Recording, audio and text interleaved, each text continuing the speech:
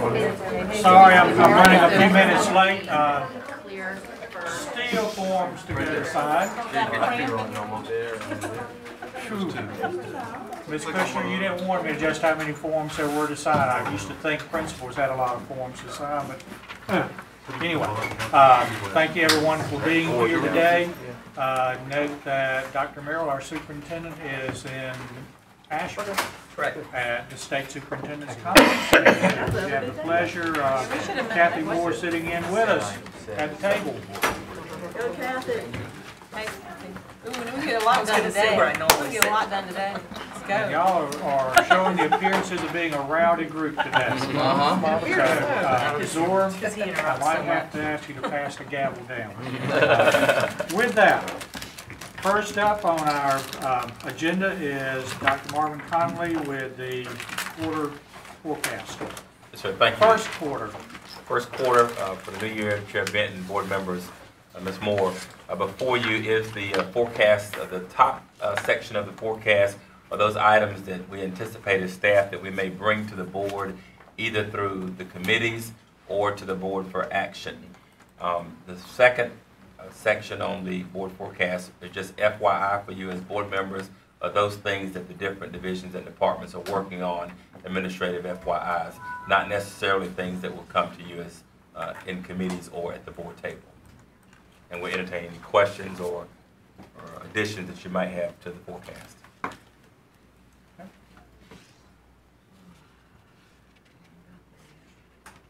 Give you all a few minutes to skim through to refresh your memory of what I'm sure you've already studied. Slow. Yeah, it's not wanting to move too fast. No, it's not, is it? It's moving slow today. I'm still just stuck on the minutes listing.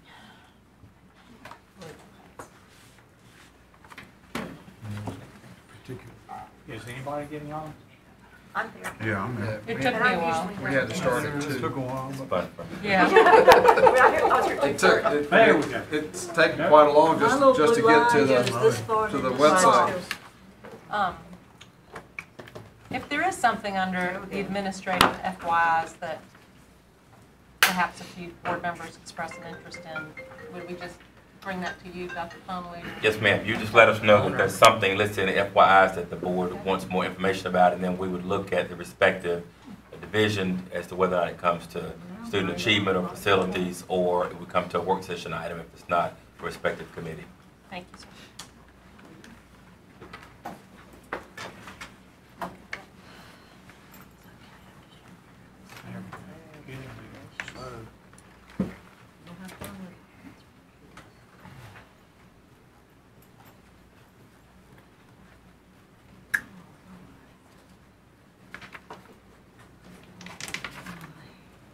Tom? Yes, Bill. Dr. Conley, is there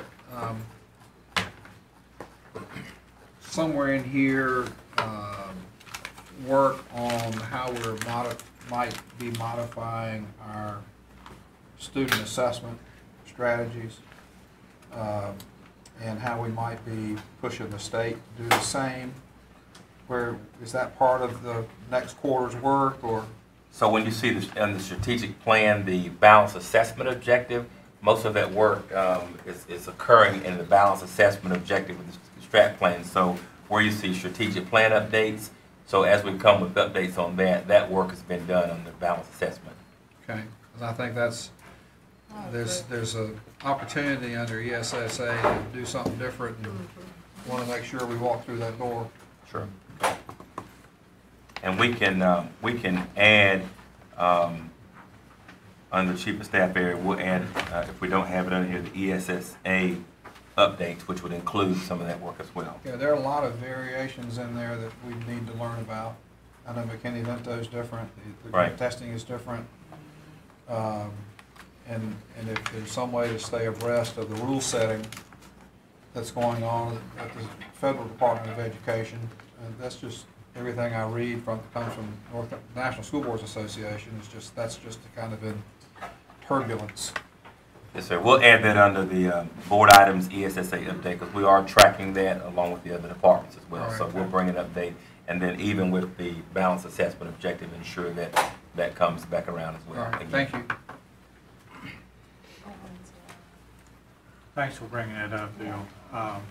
At a recent Wake Ed forum, where they had Senator Barefoot and some other leading policymakers, this was brought up as a concern, and the fear being that in the absence of somebody taking charge and pushing, that we seem to be caught up in DPI, the State Board of Education, and the legislature sort of saying, well, we're waiting on them.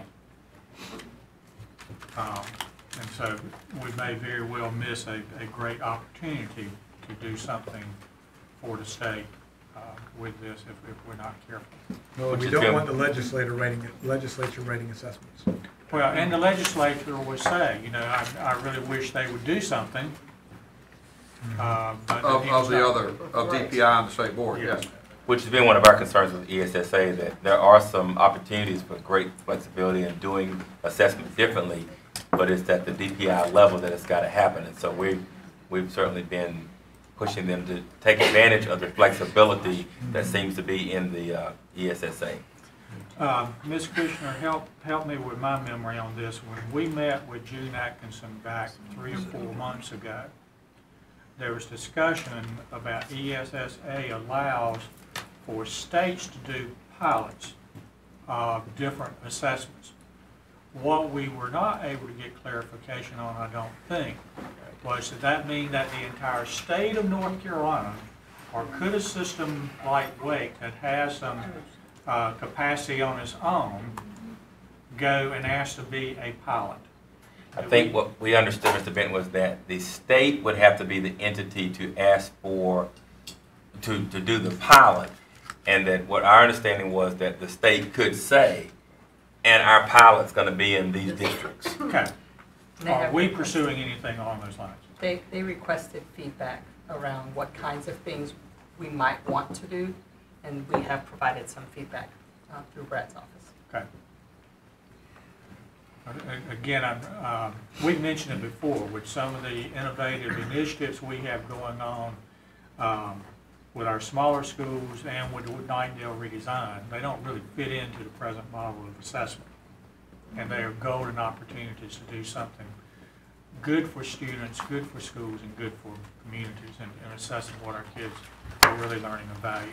Well, there's nothing about the 4 C's. Right. Creativity, critical thinking, collaboration, and communication that can be measured on a bubble sheet.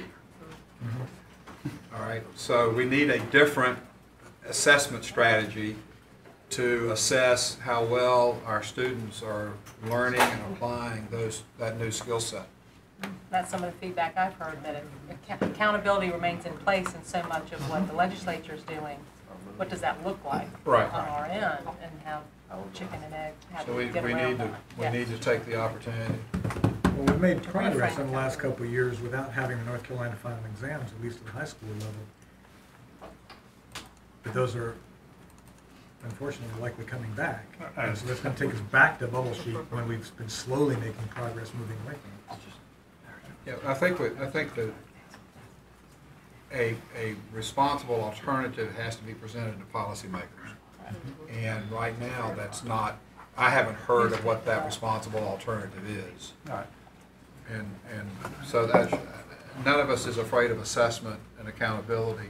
The question is, what's valid in terms of measuring progress and growth given the expectations for our kids?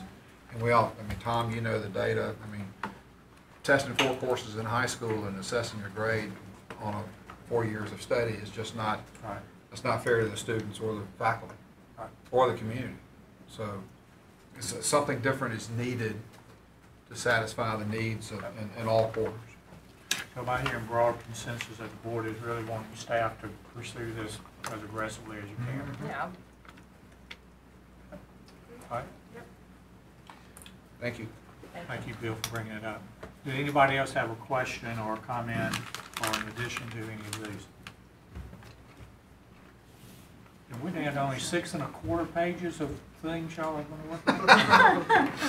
It's only 90 days. We discussed sending you a list of everything we're doing, but we thought that there would not be enough time in a work session to cover it all. Oh, okay. So we condensed it to high level. Yeah. This is before noon. That's right. Okay. Anybody else questions or I'm tired comments? just looking at it. All righty. Well, with that being said, we'll move on to memorandum of understanding with Wake Technical Community College, Career and Technical Education High School, Northern Wake County.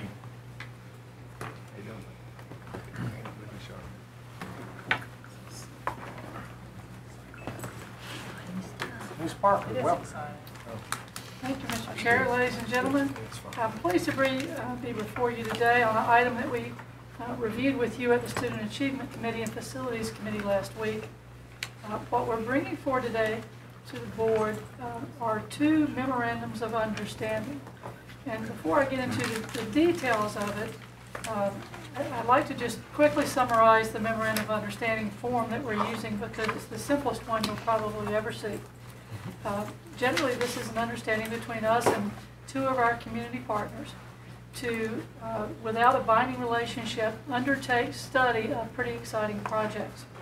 So what we're going to do under the MOU is enter into discussions on what legal structures and terms will be needed, that is, what contracts will be necessary if we move ahead, do some detailed development plans for the properties that we're looking at, that is how we're going to use the facilities, do some detailed discussions on what furniture, fixtures, and equipment will be needed to support our collaborative efforts, and enter some detailed discussions about how we might jointly use that property going forward.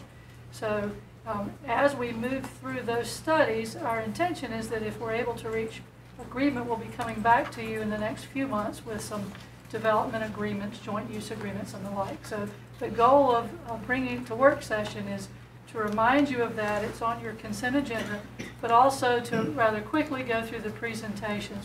We've been through these before, and I know you've seen them, but to just give you a quick review. We're starting with our collaborative opportunity with Wake Tech Community College.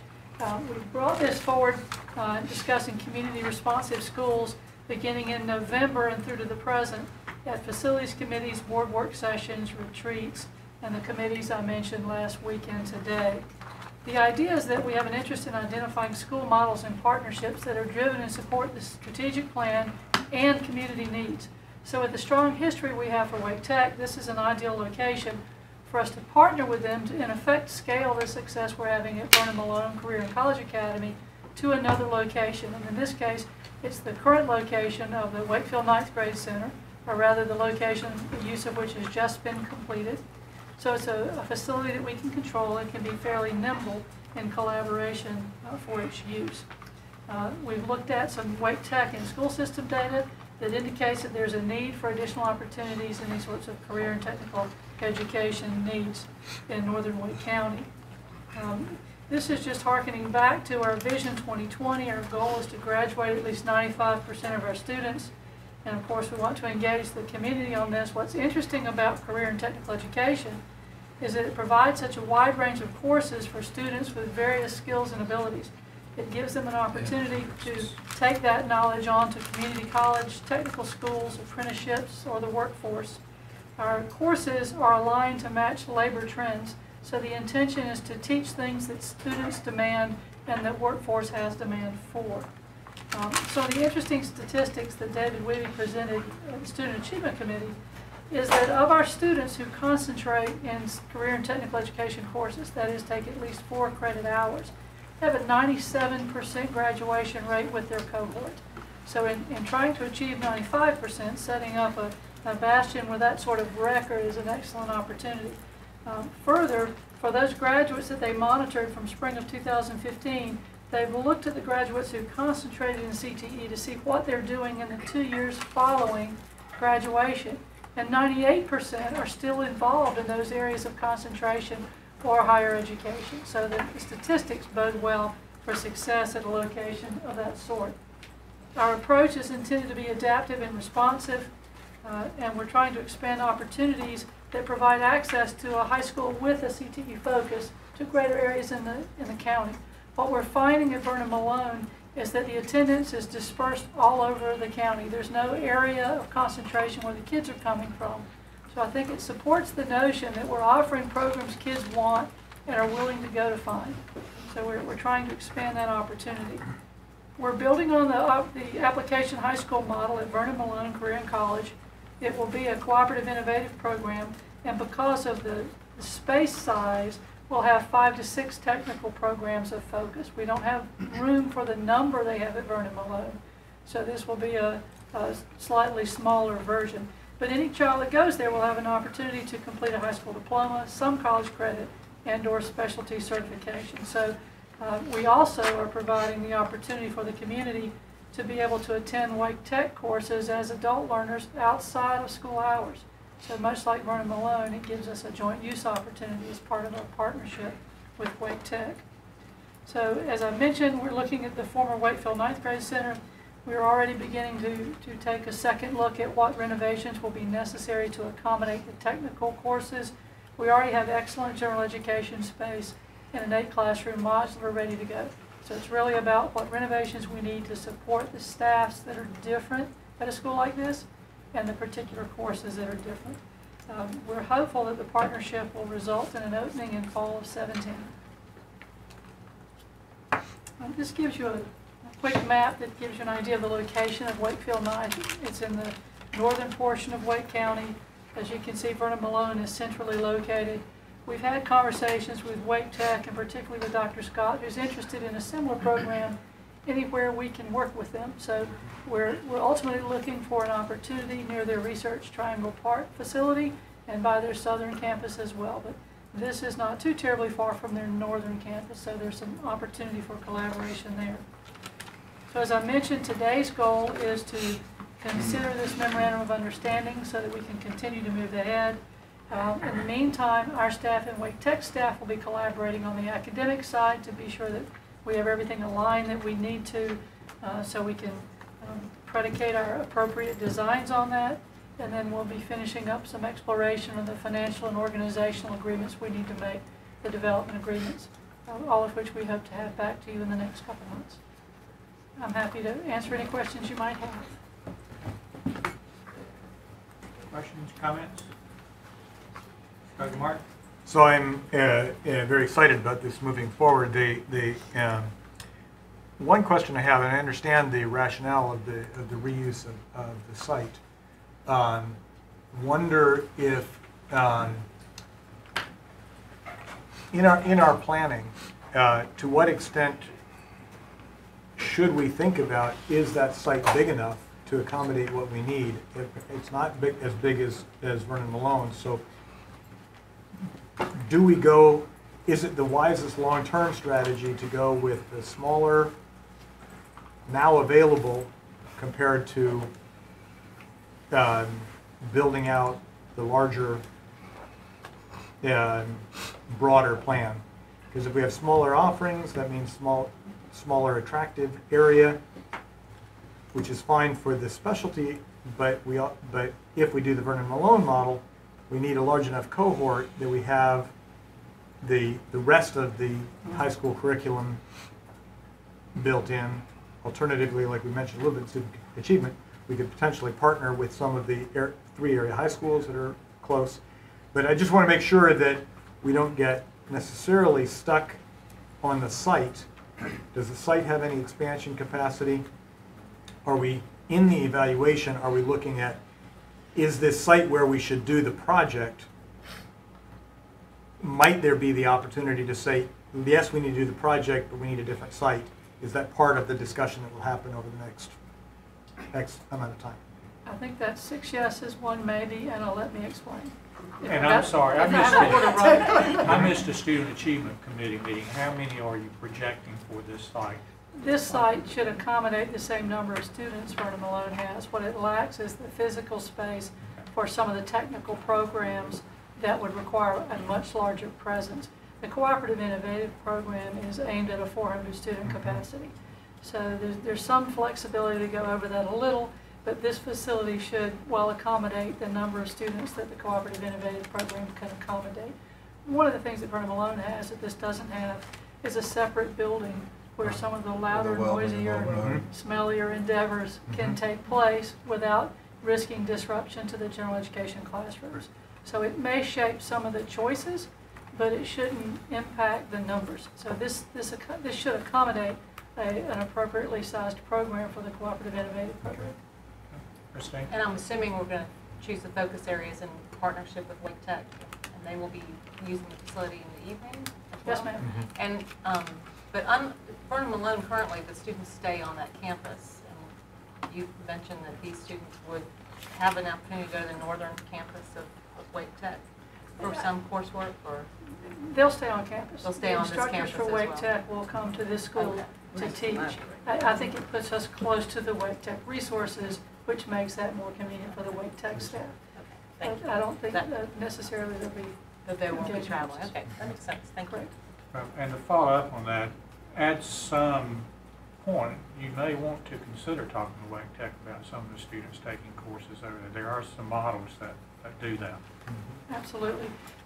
There's a long process that we're engaging in for the selection of the particular focus areas.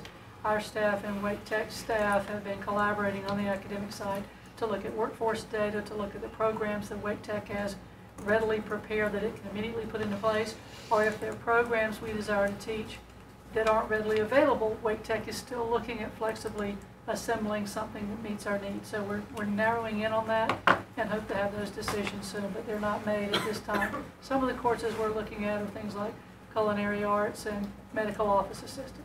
But there'll be a slate that will be narrowed down, hopefully in the next few weeks. Okay? Mr. Blumberg?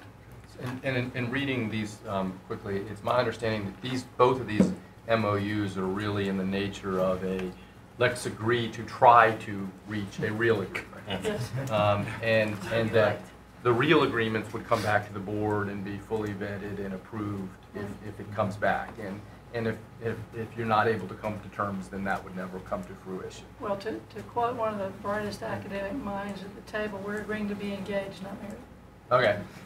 These are just memorandums of understanding, not memorandums of agreement. And both of these are non-binding at this point. Yes, sir. Thank you. Okay. Thank you. Mr. Sutton? Question first, have we done an evaluation of our cooperative agreements, programs like with Wake Tech and NC State, our early colleges and things of that nature? We do review those annually and re-engage, or depending on the term of the MOU. I think we just re-upped with NC State. And I mean, we review them to see if there are changes at any time the partners can come together, if there are substantive changes that need to be addressed. But there's also a schedule on which we review them and update them. My question, and I'm supportive of this campus in northern Wake County. I think it makes sense. However, just kind of thinking about some of the things that are sort of happening across the landscape, if you will, the initial challenges that we had with recruitment at Colonel Malone. We just had last month, or this month, the first graduating class at the Young Men's and Young Women's Leadership Academy. We've had, by all accounts, I guess, a very successful program in partnership with Wake Tech with our health sciences campus. But also, and I don't know how much we work with New Schools Project and working with some of the early colleges, but with their recent closure,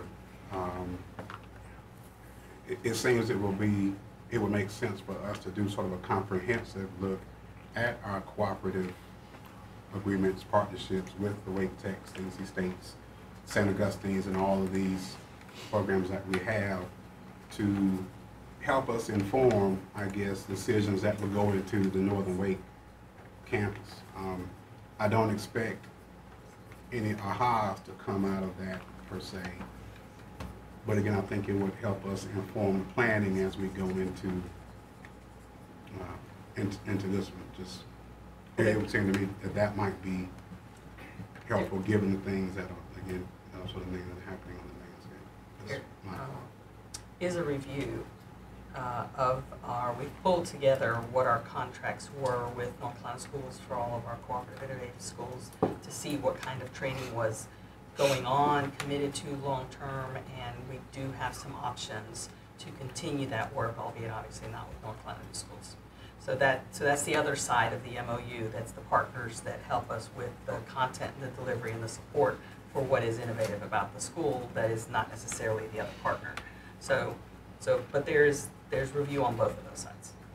Yeah, I'm sure we're probably capable of doing that work just as New Schools was. But I guess my concern is that, and even I've had some conversation at one of the graduations, that somewhere down the line something pops up where there's a challenge and we say, well, hey, why didn't we know about this ahead of time or plan this ahead of time? And, you know, being unfortunate where we haven't done, you know, an evaluation of what we're doing in the partnerships. Wake Tech has been a great partner, I think, in both the Eastern Slope, St. Augustine's, and NC State.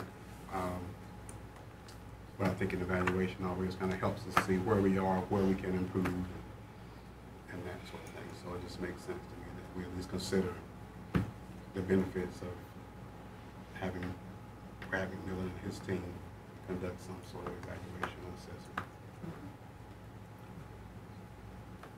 Additional questions or comments? I just want to say from the area that I represent, they are ecstatic that this type of program is being looked at for, which will make it much more accessible, particularly my Roseville and Wake Forest people, but even Zebulon and Wendell. They have often been interested in some of these other programs, but due to lack of easy access, they've been somewhat limited, although a lot of them have still taken advantage. But in particular, Roseville and Wake Forest have been extremely interested in seeing something of this type. So thank you all. Also, I am assuming when Wake Tech does their research about offerings, that they're in touch with local industries in that specific area. Their market studies Okay. locally and nationally. Okay. And like what are their high demand programs or high need? Our staff is as well. Our CTE staff monitors that sort of thing. One of the benefits with scaling Vernon Malone is it hasn't been that long ago since it got off the ground. So the same people that worked around the table to start with are working around the table now. So there are a lot of lessons learned that are already being discussed as we go. So it's been a very dynamic conversation. Okay. Thank you. Everybody okay with them moving on? Absolutely. And it's on consent tonight. Correct. Okay? The next one that has a comparable MOU is a community responsive partnership that we're excited about with YMCA of the Triangle and Southeast Raleigh Promise. And again, this is the same slide. We've been looking closely at community responsive schools since November and trying to find the best way to shape some of these programs. And again, we're looking for school models and partnerships that are driven by our strategic plan and community needs. So we have a very strong relationship and history of collaboration with YMCA of the Triangle. They do some of our after-school programs, not only educational, but some of our more traditional student care programs. We first began discussing this possible partnership for this particular site a couple of years ago, but it took a little while to ripen. We've looked at some achievement data, and I don't have all of the achievement data in here that we had in the initial presentation, but as you'll see in a minute, there's a 6 census zone area that's targeted for this particular program. And Kathy and the Y have pulled the data on student achievement in that area. And suffice it to say that there is a substantial gap between the student performance in that area in all categories compared to countywide. So it's an area that's ripe for a highly focused program. And this seems to be a good complement to the educational support model fabric that's being laid in that area.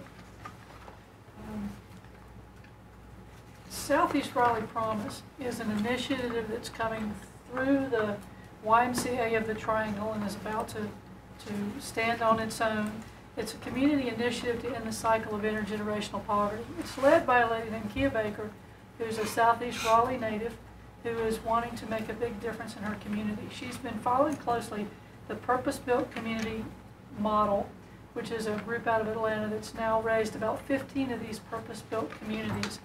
Their model is based on the idea that there are really 5 integral parts to their success. First and foremost, they need a community quarterback to help work with all the partners to the endeavor to bring them together. It needs to be in a very defined neighborhood. And in a minute, you'll see a slide that identifies that. They're looking for a focus on mixed income housing, a cradle to college education pipeline that they envision beginning from 6 weeks to post-secondary, and then a community wellness. What you see on the right is how Southeast Raleigh Promise has taken that model and expanded on it. While they're focused on education, affordable housing, and health and wellness, they're also wanting a key role in economic opportunity and leadership development. They want to see businesses come into the neighborhood and have the economy thrive within those neighborhoods and not just be a suburban attachment to strong economic areas.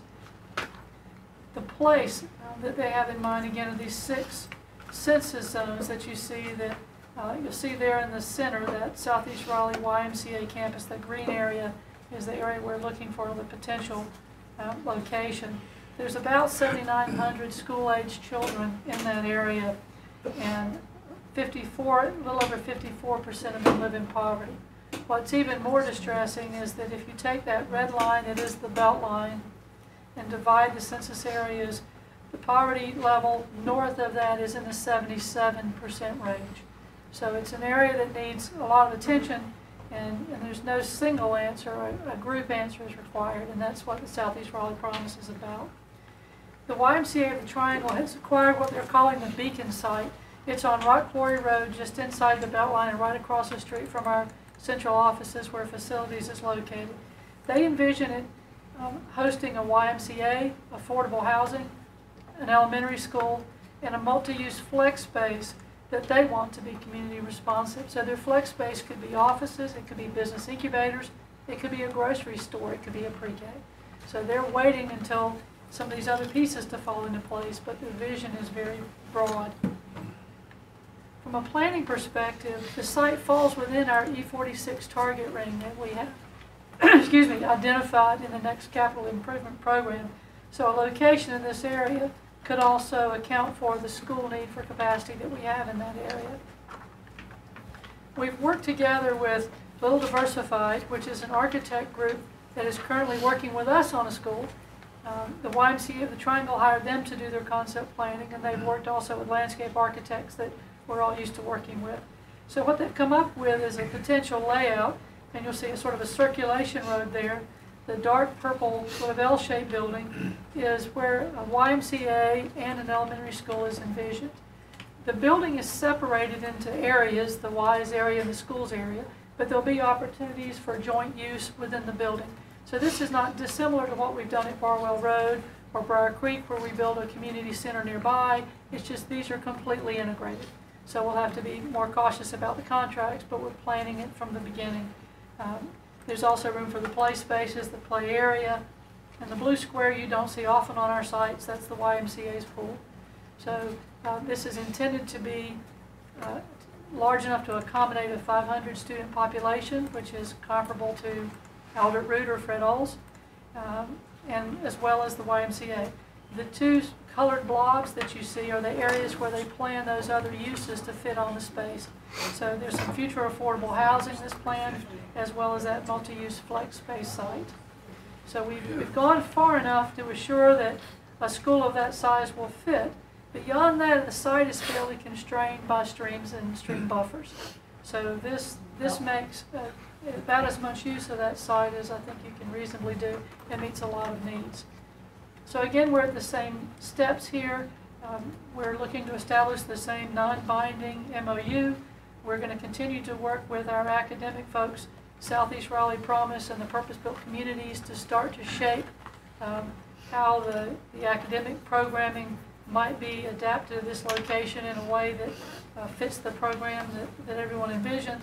And of course, as we move ahead, we're going to continue on the design and all the agreements that are necessary to document the financial, organizational, and operational pieces needed to bring this to fruition. The intention here is that if things move along the pace that they're on, we envision a 2019 opening for the school. I'm happy to answer any questions you might have. Yes, Jim? again, a very exciting opportunity. I'm glad to see it moving forward. When I was looking over the MOU, I wasn't completely clear who would be funding the building. As I understood, it's likely leased to some degree, but would we be building out of CIP? Would we be E46? Would they be building with private funds? That's part of the discussion. Okay. Both of these programs currently fit under one of the SNAP needs that have been identified. And there is some SNAP funding identified in the upcoming CIP. The challenge is that the SNAP funding wasn't intended to cover the construction of an entire school. So we're going to be looking at the E46 funding and the timing of that, the SNAP funding and the timing of that. We haven't yet finalized with how the finances will work exactly. So one model might be sort of a build to suit, where we would pay for the parts that are strictly ours, they would pay for the parts that were strictly theirs, and we would work out the joint use to sort of fill in the gaps. There's another way that it could be a much longer term lease, but I think we're trying to envision a way where we end up with a token consideration for a land lease, pay for our portion of the building, and work out the joint uses necessary. But that's something that we're going to tie some attorneys up on for a while. We're not quite there yet, but we're sneaking up on it. But the goal would be we would likely own at least our part of the building. Betty, have we had any formal presentation with the county commissioners on this? Because when you look at the 5 components of the model, this seems to match very much into some of the initiatives that they have funded in their budget. So I'm wondering if there's an opportunity here to have some discussions at that level. I mean, schools are integral to mental health. I believe the YMCA has had some discussions with the county already, and I think they may have had some discussions on the affordable housing end of this Beacon site. I don't think that there has been a formal presentation to the county on these particular items. Keep in mind, the MOU is the first step. Right. This is the agreement that we feel good enough that we should start looking at it more closely. Right. So I would assume, I'm sorry. Right, and we have a core team meeting, a joint facilities team meeting upcoming, so information can be shared with the core team. County staff is aware of it, but there hasn't been a formal presentation.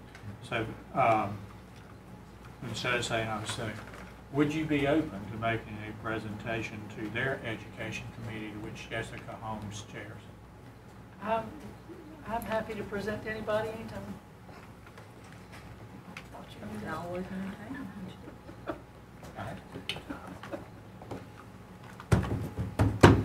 Everybody comfortable? Love it. Okay. Love it. It's exciting. Thank y'all so much. Again, I think I sent an email to Kathy. I know I sent it to you, just expressing my real appreciation to the staff for continuing to explore more responsive ways to address needs of our communities. So thank you very much. Exciting. Community And response. it's on consent agenda tonight. Okay. All right. Thank you.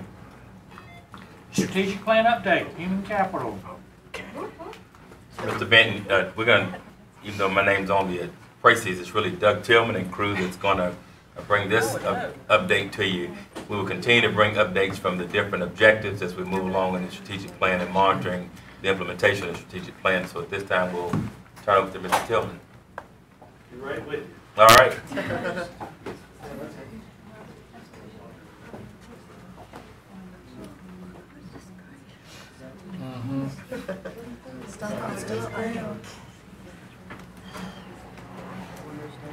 While we're waiting, while we're waiting on that, the Southeast Raleigh piece, staff-wise, who will be leading that? Where I know this is just part of the facilities piece, so as we get into it. That's, Dr. Connolly and I have been working it together. Okay. So included as part of the next steps are bringing together groups of people that will look at things like curriculum and logistics and some other stuff while the MOU is happening as well. This is a 2019 opening, Right. so we've got a good amount of time. And Ms. Moore and I have been meeting with the Y staff, but also we've been meeting with the Southeast Raleigh Promise Group, which is the larger quarterback group, and Dr. Angie Wright from our grants office also meets with them monthly. And so the larger group Southeast Promise, we've been meeting with them, but then also meeting with the Y for this specific piece. And so probably almost a year now, we've been meeting with the Southeast Raleigh Promise group. Well, can we early on partner with the area principals as well? Because like we talked about in student achievement, I think really critical is that this community responsive site be community, it can't handle all of those students. So how can we leverage our area schools rather than the traditional charter model which depletes, Well, I area think that, whether this becomes a base assigned school, it's a choice within an area, or an application school, those are part of the discussions for how we move forward with identifying, like we have for some of our other schools. But it starts what with the bringing the characteristics principals, are. the area principals together early would probably be wise to build that partnership. So it's part of the community. And I didn't mention it, but on the slide, they reference purpose-built communities out of Atlanta. You might want to go to their website. It's very impressive, the types of work that they've done. Very. The actual schools there are also All set? Okay. Sorry for the delay. Thank you, Betty. So this afternoon, we're excited to bring you some information about the human capital work that's been going on somewhat behind the scenes and of more recent times, a little bit more forward-facing within the organization. I have some folks with me that will be sharing some information about the work. I'm just here to get you started, to give you a little taste of the information, and then each of them will present a little piece over the next hour or so of the work of human capital. So as you remember, if we go all the way back to the origin of human capital work and what we identified as needs and things that need to happen within human capital / we're going to blend in the human resources department because that's been integral to the work of the development of the human capital idea, as well as the transformation within the human resources department over the past few months.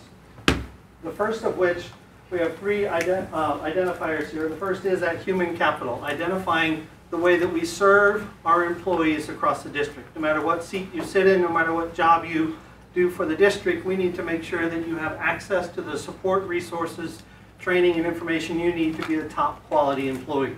That's the work that we want to continually project through the human capital side of the Human Resources Department, but more importantly, through the human capital lens of our strategic plan.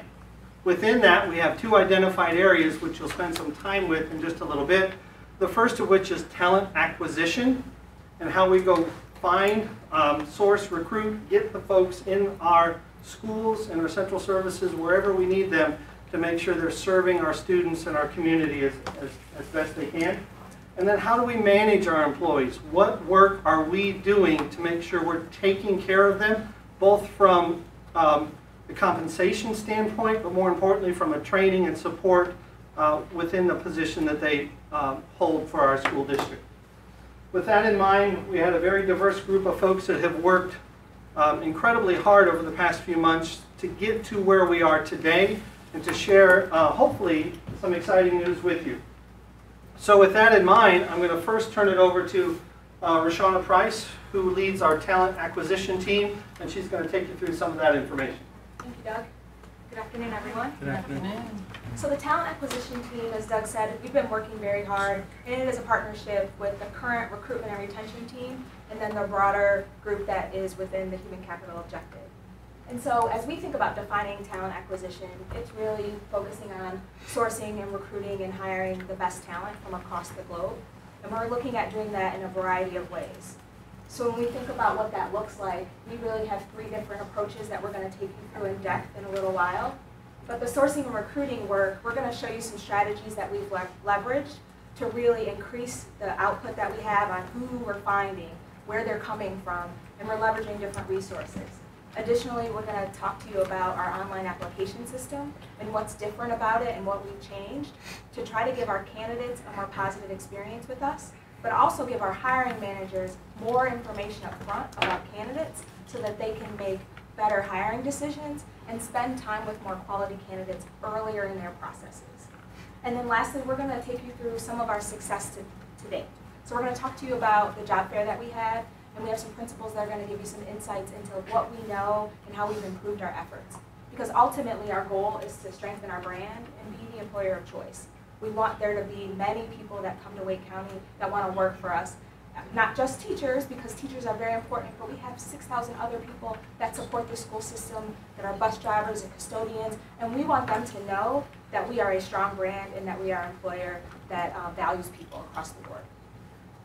And so when we think about the commitment, what we're saying to all of our hiring managers is that we're committed as a talent acquisition organization to make sure that we can help support you in your hiring needs, and that we can source talent from across the globe if we need to, and that we can find the right talent to fit our needs and bring them to the Wake County Public Schools. So with that, I'm going to turn it over to Mark, and he's going to talk about talent management. So I'm Mark Savage. I'm principal of Heritage High School. And talent management is the piece is once we have great people hired, how do we make them want to stay? How do we make them want to stay and have a lasting career in Wake? And so my group has been hard at work on career pathways. There's a great amount of literature around there. We've been studying that literature. And ultimately, we want to get a point where there is a career pathway in Wake County Public School System for every conceivable career. That there are visible avenues to promotion or varied experiences and increased opportunity. For right now, what we're going to share today is we've started with teachers, with creating career pathways for teachers. And those are systems of advancement that provide our high-performing teachers the opportunity to assume leadership roles within their schools and retain various levels of instruction. And the research also is really clear on that. It's one of the things that teachers seek are varied experiences to move forward. So we have created 3 pathways in draft form at this point. We're still in the midst of the work, but we're going to share where we are. The first is an emerging teacher leader. And in our simulation, you really won't get much information about that. So I'll give you a little bit now. This is really for someone, they finished the BT experience, and once they are done that, we want to engage them in maybe some more district professional development in opportunities. This will dovetail really nicely to some work that's already being done in Teacher Leader Corps, which has been a 3-year process that has been going on with our teachers. And these teachers, these emerging teacher leaders will continue 100% in the classroom. Bless you. Bless you. The most information you're going to get today is about the established teacher leaders. So let me slow down a little bit as I talk through some of these bullet points. There's more information out there, but you probably won't get it all. So this is for a teacher that they demonstrated at least proficiency on their teacher evaluations. We know these are good teachers. These are quality teachers. Not only that, but they've demonstrated proficiency in the 4 C's or any of the other instructional emphasis of the strategic plan. So as we move into MTSS, as we move into learner agency, et cetera, these are teachers that their principals have spotted, okay, we can help use you to leverage this experience. And this teacher will train peers instructional strategies and provide ongoing support for implementation so they become a teacher of students and a teacher of adults. And their pathway is a hybrid. They will be in the classroom because we don't want to pull these teachers away from kids, and many of them don't want to go. But they'll be in the classroom, but they'll be out of the classroom. For example, they might open their class to a classroom lab where anybody can come in and see these. Or they may push in to classes, or they will do walkthroughs, or they will do professional development. So that's the second pathway. The third pathway is a school-wide teacher leader. And the school-wide teacher leader has a lot of the similar things with an established teacher leader. In fact, we want to make sure that we're really clear that one doesn't necessarily lead to another. You might retire as an established teacher leader, or you might move on to a school-wide teacher leader. You might skip one altogether. They've demonstrated these same standards in NESIS. They have shown that they can be successful leaders at the school. But these teachers are school-based without classroom responsibilities. And that's a little different than some coaching models where they might be district-based. Rather than school or in an area-based, they collaborate with school and the district personnel to implement learning and teaching's instructional priorities. And the thing we want to stress again and again with these positions, these are instructional leadership positions. These are not management leader positions. These are great teachers that we want to leverage their talent so they can hit a lot more folks. And these teachers will identify key areas of need and coach peers in implementing research-based instructional strategies, working in accord with their principal, working that their needs might be different at Forestville Elementary with Fuquay-Varina High School, and that those principals and teachers would work that out in accord. So those are the pathways we've been working on. And we do plan on the next 6 months being pretty rigorous towards next steps here. So from here, we are going to really get a lot of collaborative meetings with Office of Professional Development, academics, human capital, on how we roll this out. Okay. Focus groups of teachers and principals. As Doug showed in that group, we have quite a few. You'll meet quite a few out there that are our team, but we want many, many more to kick the tires throughout the summer into January. We really want to tie this emerging teacher leader pathway directly to that work on Teacher Leader Corps and the existence of what Rashonda's team is doing. And then we have building the business case for conferences, release time, incentives for those top tier, and bringing that as business cases forward. And then our plan is to present a pilot plan for schools in January 2017, in which principals will apply, principals will state how they will use that, and we will be able to select based on some of these criteria how we're going to go. So you'll get some information. We're actually going to do a simulation around those today. So Doug? Okay, Mr. Fletcher. Yeah, could you compare, contrast the instructional resource teacher or an instructional AP with these levels? Right. So that's a really good question. So there are a lot of jobs that exist that could, fit, et cetera. And we talked about that. Do we want to create pathways where we make things fit, or do we want to create, new strands? So for an example, an API at the high school, while they have oversight of the entire instructional program and the entire curriculum, we still might have specific needs at the school. So at my school, for example, we're about to get this infusion of digital devices. But we don't necessarily have someone in the trenches, right, who's going to be using these devices who then can pass that on. So that's where they're different than an API. IRTs, some IRTs might ultimately end up falling into those positions, and that's something we'd have to shape up in the next 6 months. Okay, so there's some commonality, but not necessarily. They're not necessarily all inclusive. Yeah. And what I think I heard, these positions are clearly out of the evaluation part. They're fully into the coaching part. Correct. Is that correct? Yeah. Yeah, so that's another distinction, yeah. Yes. Okay. Jim? 2 quick questions. One on the teacher leader. I question why the focus on digital. Back to the emerging? Yeah, I mean, because, yeah. I mean, well, no, I think it wasn't emerging. It was your teacher. It was your established teacher. You have some comment that you want to focus it on digital learning. I think it was the emerging. That's the digital piece. No, it was, keep on your slides. Well, you got it there, but you had it. It was on a couple of the other slides. It's with the calendar. Definitely on the calendar side. There we are. Number 3. Okay, that was emerging. Yeah. Everybody here knows that I harp on this all the time. Digital is a tool. Digital is not a style of learning, and I think we've got to separate that.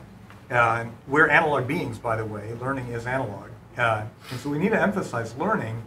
So there are lots of settings where digital actually is creating distraction and is creating watchers as opposed to doers, and so that's why I'm concerned about that becoming the emphasis, particularly for our emerging teachers, because I would rather us focus on learning, whatever it is. Right.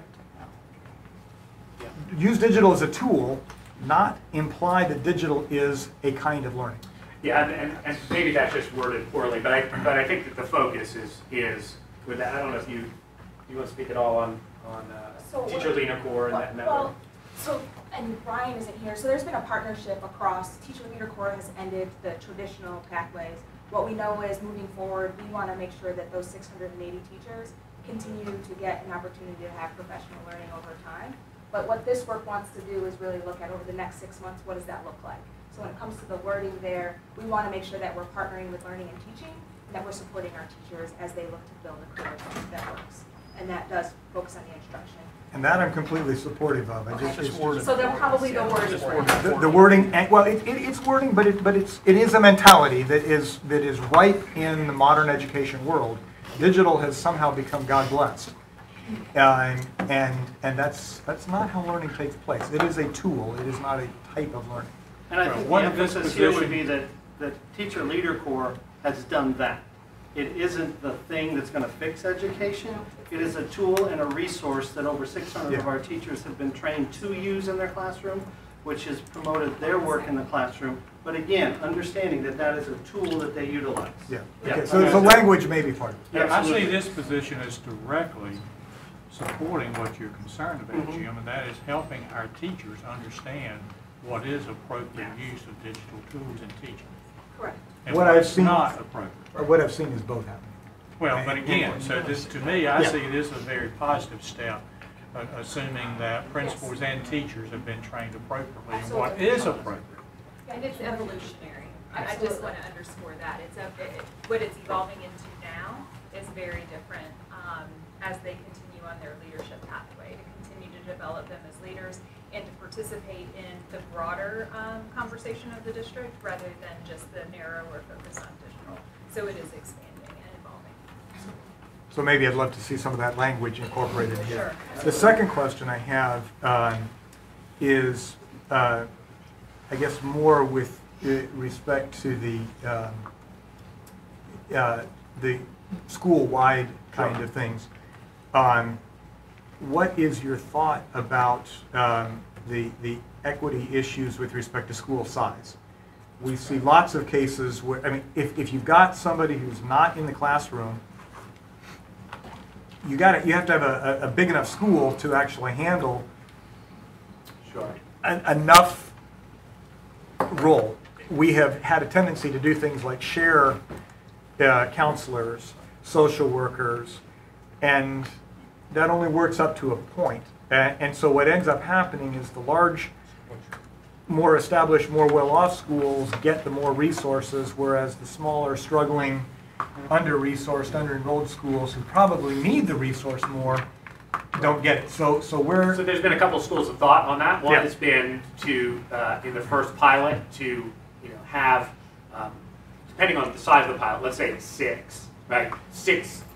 6 middle schools in different regions, right? Or the main part, though, is going to be that the principals are going to apply and talk about how they're going to use that position. And so a lot of that's going to come into the business case and allotments, et cetera. Some principals, we're going to make sure that principals sort of have a skin in the game. So, I would have to offer maybe 3 months of ADM or this, that, or the other. But if I don't have it to offer, I mean, this is one of my, when we think about equity, right? We often act as though it is fair because anybody can apply. No.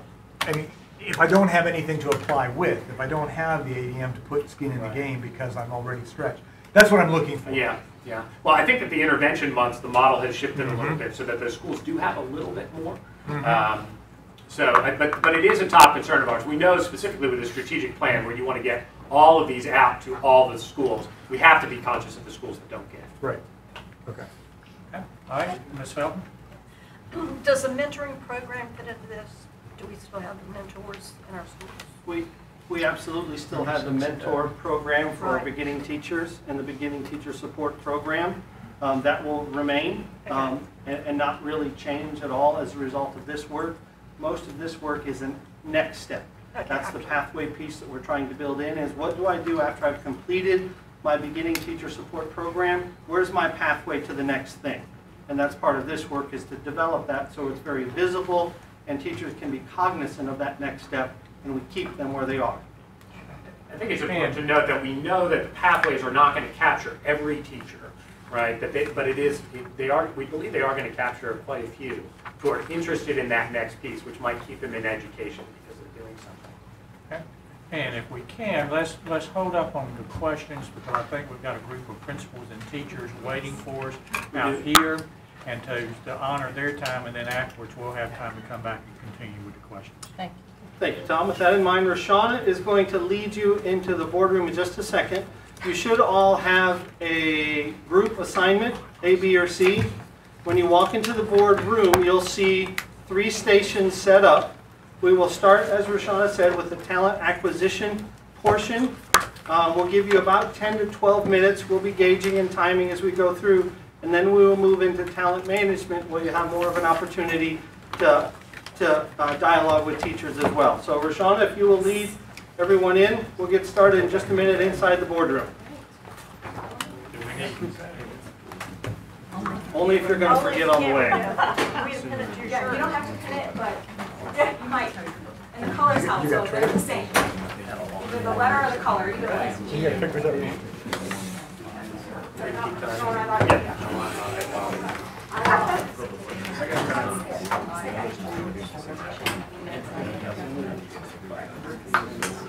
Right. But it will go to the board the same. Right.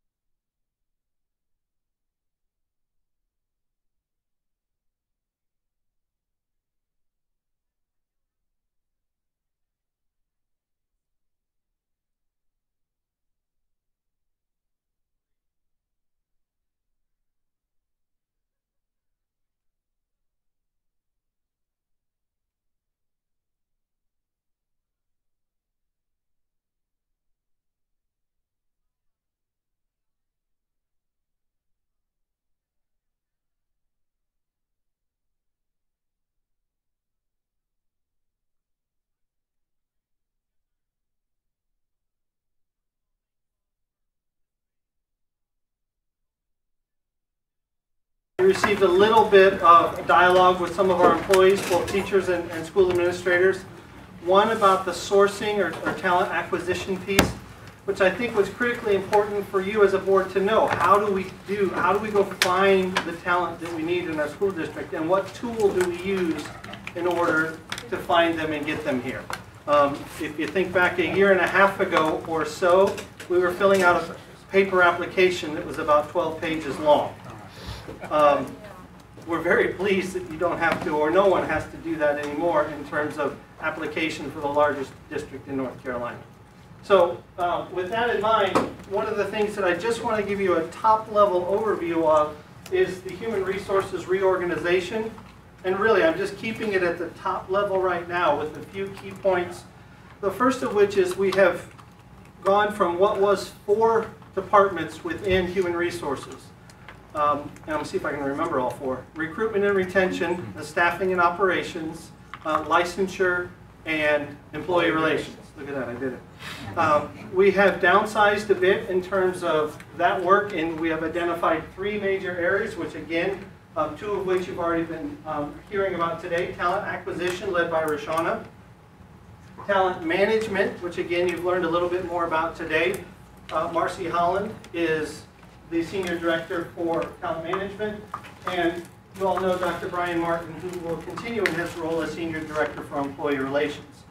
A couple things we've been able to do in streamlining some of the work is, if you remember, a little over a year ago, there was a report that we brought to you and shared with you from the Human Capital, Urban Schools Human Capital Academy, where they came in and did an assessment of the department and talked a little bit about strengths and weaknesses and ways that we could improve our service as a department to our customers, primarily to our schools.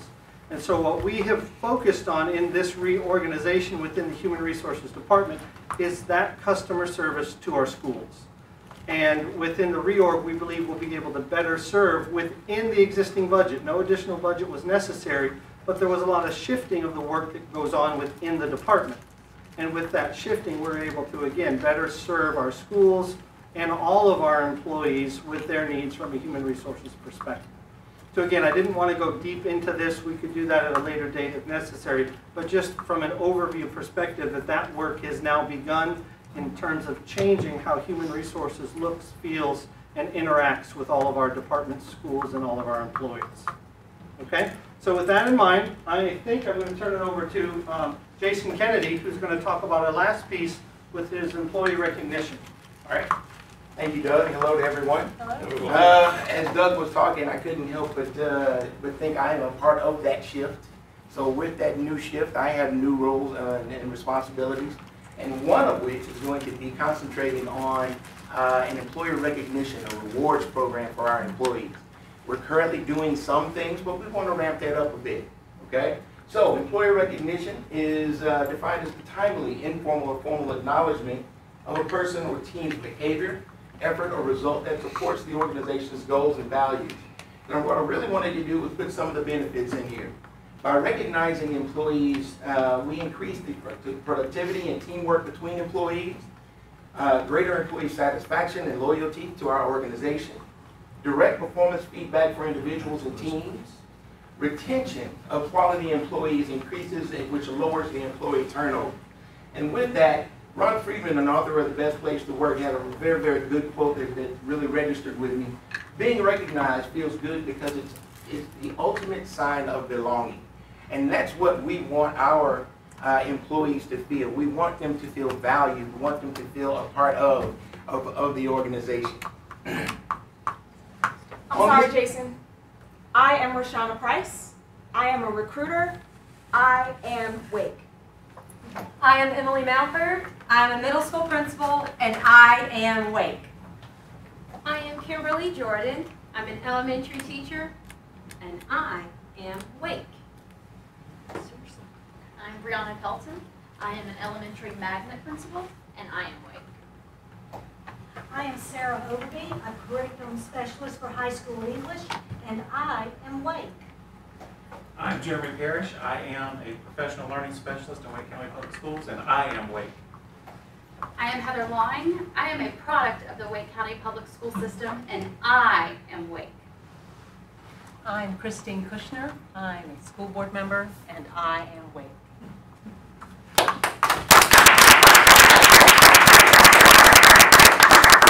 As you can see from that, I Am Wake is going to be a new campaign that we're going to roll out, and I'm going to talk a little bit about it. I'm Keith Sutton. I don't have a sign, but I am. Already getting the buy-in. He feels like he belongs. That's right. He got From this collage of pictures here, what we wanted to show is some of the things that we're already doing. We already have an AP of the year, a counselor of the year, a teacher of the year, principal of the year, and an employee excellence. But there are so many other things that we can be doing as an organization. Okay? That I Am Wake campaign is an employer recognition and engagement campaign, which recognizes the great work of individuals and teams, energizes the culture within and across the district and community. And it's going to be built and kind of based on 4 principles here. A reward system, what I would love to see, employee years of service awards and recognition, recognizing those employees when they reach their 5, 10, 15-year-old service goals and things like that. Enculturate, organizationally tie in activities in the name of hashtag I Am Wake. That means those different things that we're doing across this organization, all over, we can do it in the name of I Am Wake and have that one unified message. Engaging, very, very important. We want our employees to be engaged. We would love to see a wellness program. One of the healthiest employees in the Triangle. There is a list that comes out every year. We want to make that list to tie in our employees. And the other part of this is we want to inform our employees. The creation of a new internal communications website where our employees can go and look at our discounts page and see those different partnerships that we have with different companies in and around North Carolina that they have at their disposal. All right. With that. So with that, I'm happy to entertain any questions, comments you may have. Just that part of it? I'm sorry. Or just this part? Oh, so with that in mind, we're done. And now, we'll entertain any questions about anything we've shared. Keith and then Jim. Back to the first part before we broke and looking at the leadership, teacher leader piece. I guess several of us had this question around compensation. And can you talk a little bit about what sort of, or if we're considering some sort of differentiated compensation model that would be aligned with the increased responsibilities that are given to teachers in that leadership model, assuming that there is one being considered? Absolutely. So to date, we have not identified a model that we would use for any increased compensation. That's kind of summer work. Is how and if there is available funding, how would we tie it to any of this work? Right now, we haven't landed on any one idea. Mark and his team are working throughout the summer to try to look at different models. Chapel Hill was considering, what Charlotte has done, and some other ways that we might be able to use or replicate, but to date there is not something concrete that we've landed on. Right now we're kind of open for anything when it comes to that work. Doug or Marvin or Kathy or somebody, the state is sort of inviting people to come up with some plans. Is there any funding behind that yet, or where? $1 million. There was $1 million. Statewide. David, I'm sorry, I didn't see you say together. That'll cover it. Statewide, it was $1 million. That would cover. Oh, okay. Yeah. The state's going to put $1 million into this for I think it was a 3-year school district. 116 school districts. 14. Who's counting? 14, yeah. Okay. So for now, we would not be counting on a large amount of funding for anything like this. Okay. All right. Other questions I can answer? Jim? So we've heard a lot of good stuff today. I'd like to potentially offer a wording thing that I think would capture what you're talking about. So at least as a teacher, educator myself, when I hear management and I hear education, those oftentimes feel like tension. I don't need to be managed. I need to be developed, empowered, build ownership. And so I wonder if we could, and the I Am Wake is not, I'm not hearing a lot of the managing. Managing has the top down. So I wonder if we could even think of changing that concept to talent development, talent empowerment, talent something to build the conception that you're talking about as opposed to talent management. Just offer that. I don't have the answer, but I offer that because I can tell you as a classroom person, as a researcher, as a whatever, when I hear management and creativity and critical thinking, there's a tension. Some of that tension needs to be there. We do need to be managed. Absolutely. But I think what we're talking about is a different level of ownership and empowerment. Okay, great. Thank you for that. Other questions, comments? Keith? Yeah, I want to go back to the compensation piece. And while I know it's just $1 million, I know the intent wasn't to be flip about that, but I just didn't sort of like where we left that, because I don't think, in looking at all the work that's going into this piece, we got to be talking about a compensation piece that sort of aligns with this. If you look at this, I mean, it's sort of like a business model, and if you're giving people increased responsibilities, you got to have the compensation that sort of follows with it, or else this work that you all are doing is for naught. Agreed. So where do we have the conversation? And I understand where we are with the budget and everything else, but there has to be, I think, some level of commitment to fund the work, or we might as well just kind of stop. And what we hope to be able to do is to bring you, in the coming months, ideas around a compensation plan that would connect to talent acquisition / talent management, that actually would fund and be able to, even if it is a pilot to begin with, to at least initiate that work from a funding source as well. So that's our work going forward. Absolutely. It's a great I do think that would be helpful if it's, in terms of business case, looking at if it's a pilot, if it's 5 schools, 10 schools, all schools, what that price tag would be, some schedule of implementation, so that we're able to start thinking about price tag. And, and that sort of thing. I just can't see how we do one without. But there's another piece. I mean, the equity component to that price tag too, because some schools can afford it potentially more internally with their own resources, and others we need to centrally make sure. But that's where I was going to go. There's another piece of that price tag, and that is there going to be assistance for principals to cover the classes that these teachers are no longer teaching? And that's part of the price tag, or the fixed cost that we would have to develop as part of the program. And that gets into larger schools having more ability to make these smaller. Or under-enrolled schools having a lot of barriers. Right. And, they're probably the ones that need it the most. Right. The other piece, and I mentioned this in another room too, that I do like about this is when you think about the notion of distributive leadership for principals, and that's sort of the idea of looking at sort of an organizational structure and how currently a principal has, depending on the size of the school, anywhere from 50 to 60 or 70 or more people reporting into them, so how they help to distribute that leadership and take some of the pressure or load off of a principal and distribute that leadership through the school.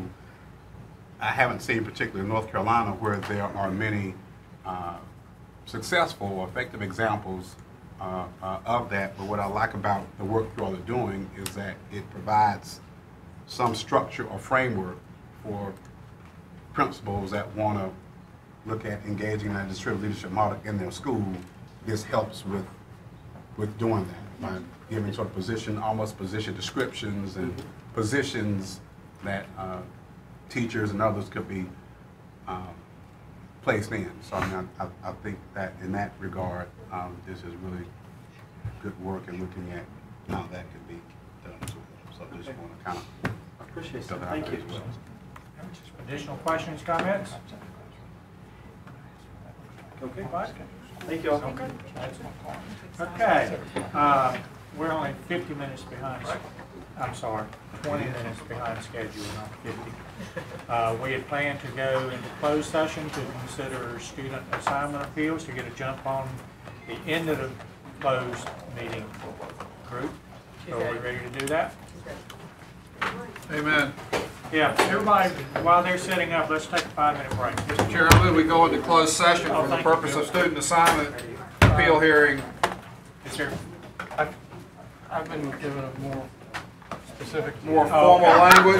That's okay, sir, then we can. Will you withdraw your motion, Mr. Slater? I'll be happy to. Mr. Hill. I'd like to make a motion to go into closed session and consider confidential personnel information protected under GS 143-318.11, A1, A3, A6, 115C-319. Sorry, Keith, this is your job. And to consult with an attorney employed or retained by the board in order to preserve an attorney-client privilege as provided in GS 143-318.11, A3, and to establish or give instructions concerning the board's negotiating position related to a potential acquisition of real property as provided in GS 143-318.11A5, as opposed to fake property, and to consider confidential student information protected under GS 115C-402 in the Family Education Privacy Rights Act, 20 U.S.C. 1232G. Thank you, Kevin. Is there a Second. All in favor, say aye. Aye. We're now in closed session, or we'll be in closed session in about 5 minutes.